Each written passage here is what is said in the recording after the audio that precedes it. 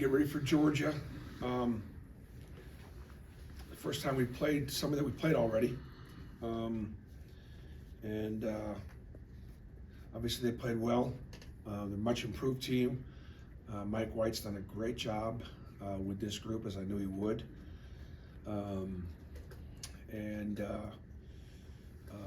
We went over there and a couple things really hurt us. Turnovers hurt us. Offensive rebounding, second chance points for them hurt us.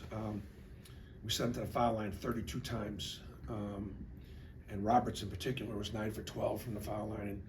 And he and Aquindo were very tough covers. Really hard to stay in front of. Big guards get downhill. Georgia does a great job of not fouling. They get to the line a lot and they don't send people there a lot. That's one of their statistical successes. In preparation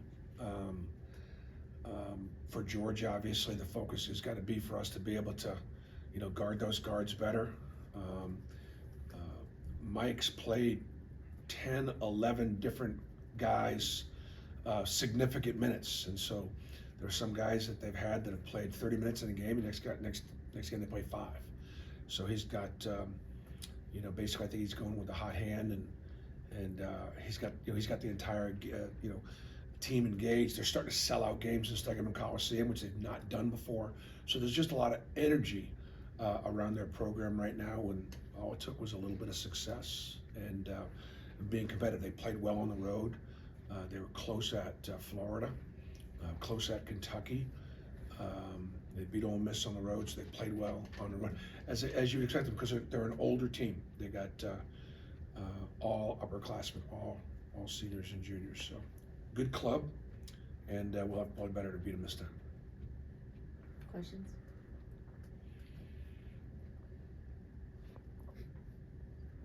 No? Okay, Stoltz? Okay. I did such a good job. Yeah. Didn't leave any meat on the bone. KD kind of came around in the second half on Saturday against WVU.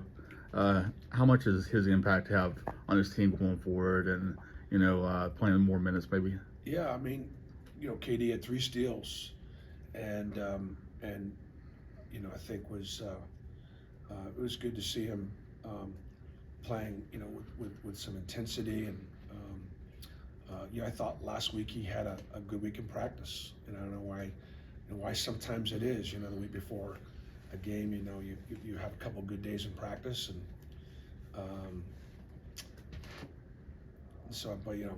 obviously, we'll need, we at the end of the game, Al and Wendell and KD are 3 veteran guards, and they're, going to be matched up against, every night at the end of in close games. That's what it's going to, come down to is your guard play, and so it's good to get him playing better.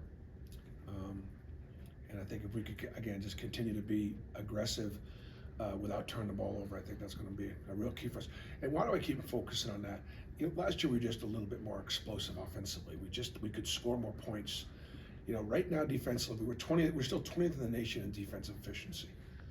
And so to be there defensively without Walker or Jabari, who are both really good defensive players, is really good. And so we still got to hang our hat on that. So therefore, we just can't give up easy stuff in transition. We got to get all 5 guys back. We got to do a better, do a good job of guarding in the half court, and have to, win games in the half court. Therefore, it's not going to be quite as up and down. And we're not going to force as many turnovers. We're not going to hopefully turn the ball over as much ourselves. And therefore, it comes down to guard play. Mark? How important is it to try to get the ball posted inside to the big guys? Well, get it back out to the guards. Yeah, we have an advantage inside. I mean, Janai Broom and Jalen Williams, and Dylan rebounding and playing at the rim, and we definitely have Al around the basket. We have an advantage on the inside. The challenge is it really, quite frankly, just the way the game is called. You look at the NBA. Like, there's just no more inside game in the NBA. There's no more back to the basket. There's no more post-up players. Everything is 5 out. Everything is spread. The only time the ball gets to the rim is when it's driven there. or shot there. I mean, it's just never posted up. And I think part of the reason is it's not as high percentage of look as it used to be. Why? A lot of contact, hard to get it in there. A lot of contact getting it in there. And then once you get it in there, there's a lot of contact when they're making attempts, but by virtue of, you know, some of the rule changes and the verticality, they're allowing a lot more contact, which makes the shots more challenging, more difficult. Big guys are shooting in the 50% instead of the 60s and 70s. And the other thing too is most big guys aren't great free throw shooters, and so, you know, it's that's a huge factor. And yet, we're going to still pound that ball inside of Janai and going to pound that ball inside of Jalen, and I think they're getting fouled a lot. On the subject of mentioned NBA, you got two guys that are on the Rising Stars All-Star team. Could you talk about that? Well, it's wonderful. I mean, I am so happy for both Walker and for Jabari. You know, everybody expected Jabari to be able to be there because of the place where he was drafted, and you know, unfortunately, the Rockets are very young and they're not a very competitive team. I think those of us that knew that Walker Kessler was one of the best players in basketball in the air, at any level, offensively in the air, finishing everything that he catches and puts his hands on, getting to the rim so quickly and so explosively, we saw him do that. And then, you know, one of the best shot blockers in basketball, period. He's got a different level length and, you know, different level ability. He is an untouchable commodity for the Utah Jazz right now when it comes to, you know, trading time. So I just think it's great, you know. But there were a couple of reasons why we were the best team in the country for about a month and a half last year. Hulk, anybody? Sorry, Henry. First, the way Wendell has been getting trapped up top, specifically the last two games, have you kind of considered throwing Trey Dawson in the lineup with him to kind of help have a secondary guy with him to take advantage of those 4-on-3s? Yeah, no, haven't thought about that. That's why, let's say in the West Virginia game, a couple times we put KD and Al in some ball screen situations and let them play out of it and have Wendell off the ball, to your point.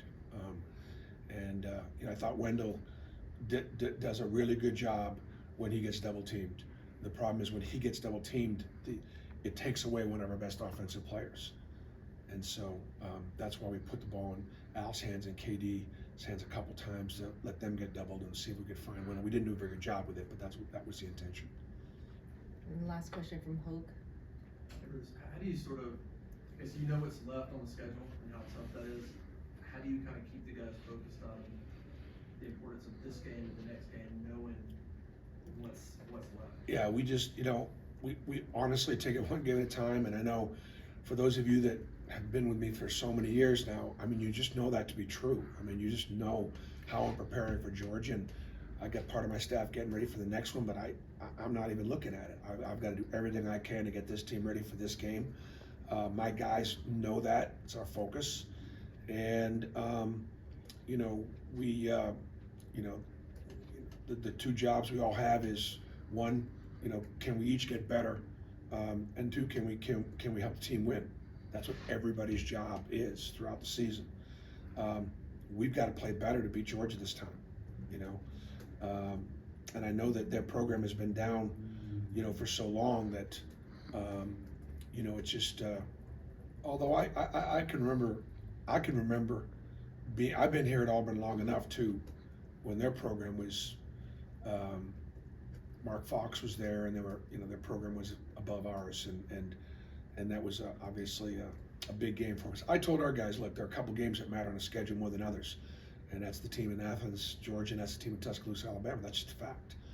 And so you want to endear yourself to the fan base, you want to make history. Those are teams that you got to beat, you got to be competitive with. And so we lost to Georgia the first time, and they outplayed us, and And we managed, we're playing better now than we were there. That's a good thing. And I looked at that second game in the SEC. I look at us playing now, we're playing better than we were. But in some ways they are too. So just simply take it one at a time and don't look, at what's ahead. And if you were to, then again, I'd look at it the same way I look at playing at West Virginia. Opportunity to do something that's hard to do, winning at Morgantown. Opportunity to beat teams, opportunity to win at Knoxville, really hard to do. So you look at them as opportunities.